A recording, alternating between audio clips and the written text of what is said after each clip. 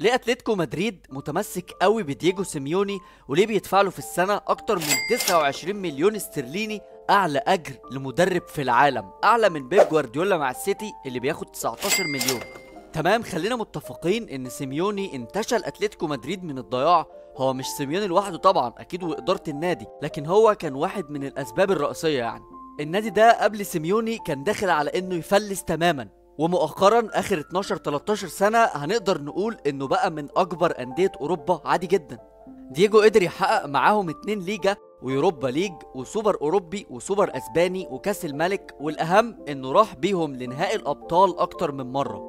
لكن لسوء حظ سيميوني ان الريال كان موجود في كل نهائي ابطال وصله. المهم اداره النادي شايفه ان والله الراجل بينافس الريال وبرشلونه على الدوري وبيروح نهائيات الابطال واليوروبا ليج، فتمام، ده بالنسبه لنا النجاح اللي مريحنا.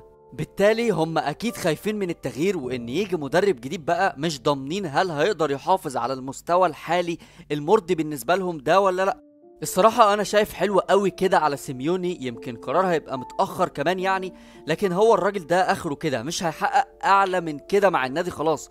هو ممكن ما يكونش شايف ده أو حاسس بيه، زي أرسن فينجر في آخر فتراته مع الأرسنال مثلا، كان وصل لمرحلة خلاص كده يا معلم أنت مش هتضيف أي شيء جديد للفريق، بس أرسن نفسه ما كانش حاسس أو عارف إمتى الوقت المناسب اللي المفروض يمشي فيه.